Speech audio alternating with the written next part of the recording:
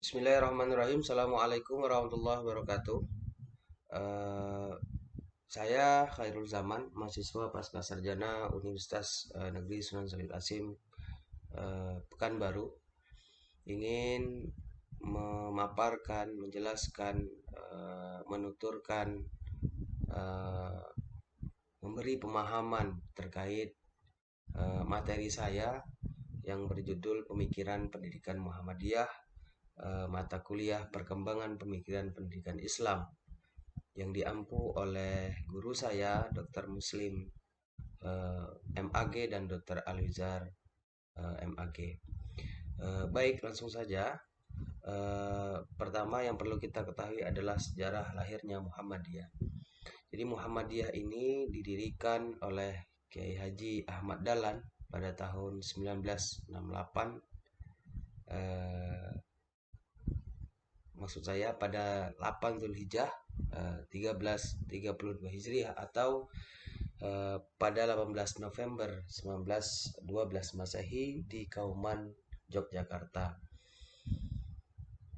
Jadi orang tua daripada Kiai Haji Ahmad Dahlan ini bernama Kiai Haji Abu Bakar bin Kiai Haji Sulman, yang Kiai Haji Sulaiman yang pada kala itu menjabat sebagai khatib, jabatan abdi dalam urusan agama yang bertanggung jawab atas penyelenggaraan sholat Jumat di Masjid Agung Kesultanan Yogyakarta. Ibu beliau bernama Hajah Ibrahim, putri dari Hajah Ibrahim, yaitu seorang pejabat penghulu Kesultanan.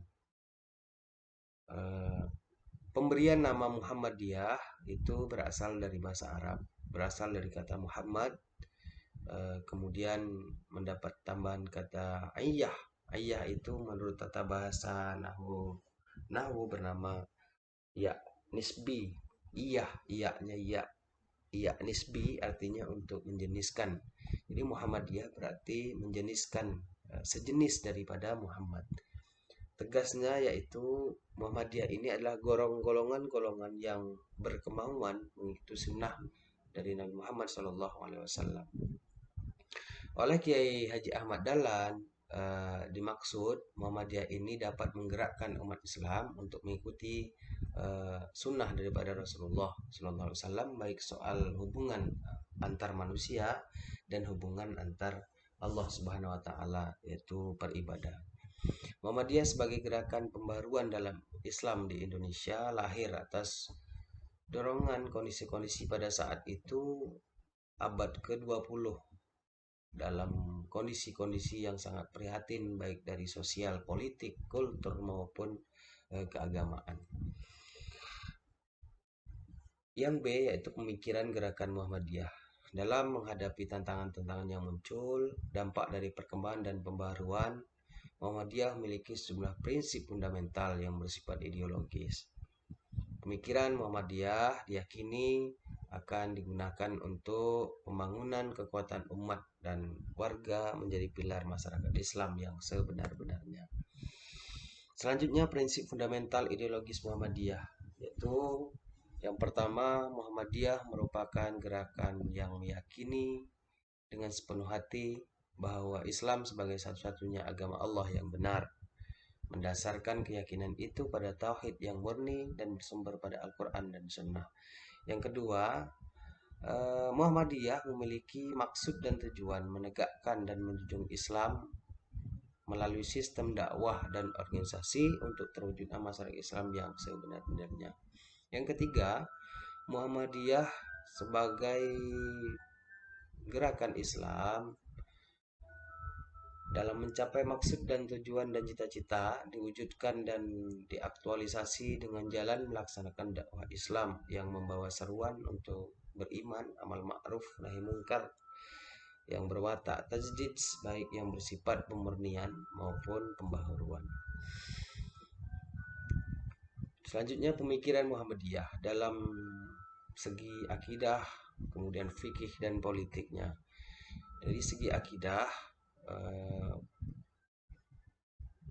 Berbagai penelitian menyebutkan bahwa Kiai Ahmad Dahlan itu hampir semuanya sepakat bahwa pemikirannya tidak dapat dipisahkan dari ide-ide pembaruan. Sama halnya dengan Ibnu Taimiyah, Ibnu Qayyim, Muhammad bin Abdul Wahab, dan lain sebagainya. Jadi ajaran-ajaran yang menolak atau ajaran-ajaran tidak ada sunnah dari Rasulullah, yaitu ajaran-ajaran yang menolak ajaran-ajaran tidak ada sunnahnya dari Rasulullah, artinya sesuatu yang tidak dilakukan oleh Rasulullah SAW. Yang kedua, fikih ibadah. Karena Muhammadiyah menganut paham purifikasi pemurnian dalam beragama, maka dalam kegiatan ibadah Muhammadiyah itu menolak segala sesuatu yang tidak ada tentunya dari Rasulullah SAW, seperti niat sholat yang dilafalkan, kemudian azan Jumat dengan 2 kali azan, mewajibkan kunut, kemudian witir, sholat tarawih sebanyak 23 rakaat, zikir dan suara keras. Jadi tahlil tawasul bagi Muhammadiyah itu tidak ada tuntunannya bagi Muhammadiyah. Tapi ya berbeda halnya kita membahas tentang pemikiran Ki Haji Hasyim Asy'ari, pemikiran Nahdlatul Ulama tentu akan berbeda lagi, karena semua daripada organisasi Islam ini punya dasar yang kuat. Kemudian dari segi politik, sebenarnya Muhammadiyah itu tidak berafiliasi dengan PAN, yang kala itu ketua umum PAN adalah ketua umum Muhammadiyah. Hanya saja asumsi di berbagai kalangan bahwa PAN ya Muhammadiyah, Muhammadiyah ya PAN. Sebenarnya tidak. Kemudian selanjutnya pemikiran pendidikan Muhammadiyah.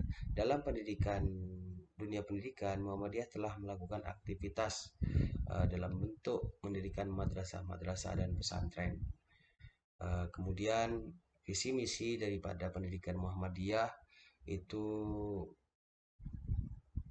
tertatanya manajemen dan jaringan pendidikan yang efektif sebagai gerakan Islam yang maju, profesional, dan modern. Sementara misinya yaitu menegakkan keyakinan tauhid yang murni, menyebarluaskan ajaran Islam yang bersumber pada Al-Quran dan Sunnah, mewujudkan amal Islami dalam kehidupan pribadi, keluarga, dan masyarakat, menjadikan lembaga pendidikan Muhammadiyah sebagai pusat pendidikan, dakwah, dan pengkaderan. Memang kalau kita mengaca dari pendidikan Muhammadiyah ini sangat maju, karena kaderisasi Muhammadiyah sangat kuat, ditambah lagi dengan finansial daripada Muhammadiyah ini sangat kuat. Selanjutnya soal sosial dan dakwah. Dalam rangka amal usaha Muhammadiyah di bidang sosial, Muhammadiyah mendirikan atau membuat majelis kesehatan umum, majelis pembina kesehatan umum, majelis wakaf, dan lain sebagainya. Sedangkan dalam kegiatan dakwah, Muhammadiyah memiliki majelis tablik, majelis tarjih, dan tajdid.